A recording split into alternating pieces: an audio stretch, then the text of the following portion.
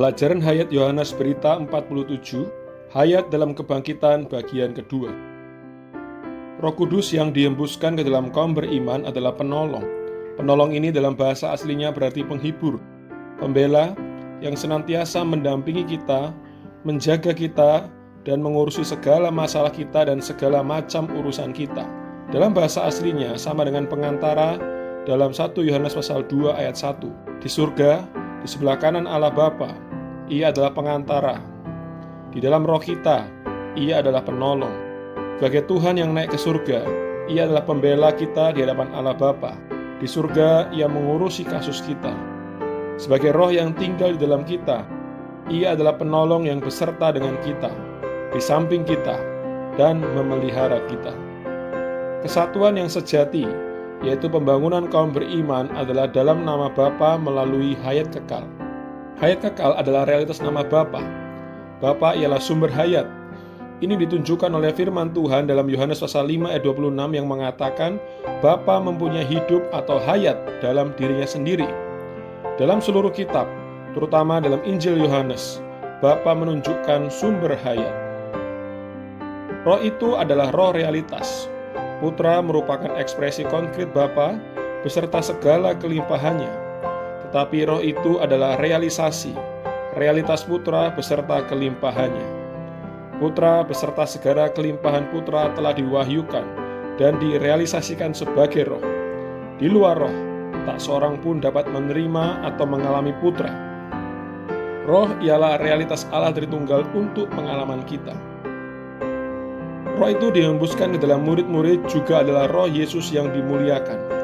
Sebelum Kristus bangkit, roh itu hanyalah roh Allah yang mempunyai unsur ilahi. Tetapi setelah Ia bangkit, roh ini menjadi roh Yesus yang dimuliakan, yang mempunyai unsur ilahi dan unsur insani. Demikianlah roh Allah menjadi roh al-muhid, meliputi segala sesuatu. Roh ini juga adalah roh Yesus, roh Kristus, dan roh Yesus Kristus. Roh Yesus terutama mengacu kepada Yesus sebagai seorang manusia. Ia pernah hidup di bumi untuk mengenapkan penebusan, mengalami kesengsaraan insani. Roh Kristus terutama mengacu kepada Tuhan setelah bangkit menjadi persona ilahi yang memiliki sifat insani yang unggul. Ia kini tinggal di dalam roh kita menjadi hayat kita. Roh Yesus Kristus menunjukkan bahwa hari ini roh itu adalah roh Tuhan yang al-muhid. Ia Allah juga manusia, mencakup sifat ilahinya, sifat insaninya, kehidupan insaninya, penyalipannya, kebangkitannya, kenaikannya, dan segala unsur ilahinya, kebajikan insaninya, serta pencapaiannya. Agar Tuhan bisa menjadi pengalaman kita, Ia mengambil dua langkah. Langkah pertama, Ia berinkarnasi. Ia mengambil bentuk tubuh daging untuk menggenapkan penebusan bagi kita. Langkah kedua, melalui kebangkitan. Melalui kebangkitan Ia bertransfigurasi menjadi bentuk roh untuk menyalurkan dirinya ke dalam kita menjadi hayat kita. Roma pasal 8 ayat 2 mengatakan roh itu adalah roh hayat. Roh hayat ialah hawa udara yang terhembus dan tinggal di dalam murid-murid. Roh hayat ini tak lain adalah Kristus yang bangkit, kini menjadi roh pemberi hayat. Setelah Tuhan menghembusi murid-murid, lalu Ia berkata kepada mereka, "Jikalau kamu mengampuni dosa orang, dosanya diampuni. Jikalau kamu menyatakan dosa orang tetap ada, dosanya tetap ada." Di sini kita melihat Tuhan memberikan kuasa kepada murid-murid untuk mewakili Dia mengampuni orang, memberi mereka kuasa untuk membelenggu dan membebaskan. Inilah kuasa mengampuni orang atau menetapkan dosa orang. Sesudah Tuhan bangkit, Tuhan datang sebagai roh kepada murid-murid ketika mereka sedang berhimpun bersama pada hari pertama minggu itu.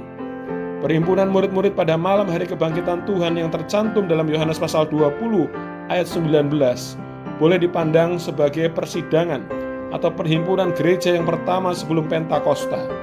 Karena itu, berhimpun dengan kaum saleh di dalam kebangkitan Tuhan adalah satu hal yang sangat penting. Dalam sidang pertama dengan murid-murid setelah kebangkitannya, ada penyertaan Tuhan, damai sejahtera, pengutusan Tuhan, hembusan, dan kuasa untuk membelenggu dan membebaskan. Semua ini adalah berkat yang Tuhan bawakan kepada murid-murid dalam sidang gereja kali itu. Janganlah sombong karena pengalaman indah Anda dalam munajat pagi. Jangan pula mengatakan asal ada munajat pagi sudah cukup. Kita masih harus datang ke dalam sidang gereja, berkumpul bersama kaum beriman.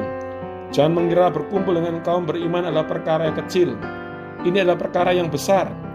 Kita tidak boleh melalaikan hal ini. Setelah menghembuskan dirinya ke dalam murid-murid, ia tinggal di dalam mereka, beserta dengan mereka. Karena murid-muridnya tidak selalu merasakan penyertaannya, maka ia perlu menampakkan diri. Kedatangannya yang dikatakan dalam ayat ini bukan sungguh-sungguh datang, melainkan merupakan penyertaan. Karena penyertaan Tuhan dalam kebangkitan hari ini tidak kelihatan, maka kita harus percaya walau tidak melihat. Kalau kita ingin melihat baru percaya, itu keliru. Ayat 30-31 menerangkan bahwa tujuan Injil Yohanes adalah untuk membuktikan Yesus ialah Kristus, juga anak Allah. Dia adalah anak Allah yang menjadi Kristus Allah. Dia bekerja bagi Allah berdasarkan hayat Allah, agar manusia melalui percaya kepadanya bisa mendapatkan hayat Allah. Menjadi anak-anak Allah juga bekerja berdasarkan hayat Allah, membangun Kristus yang korporat, sehingga merampungkan tujuan Allah mengenai pembangunan kekalnya.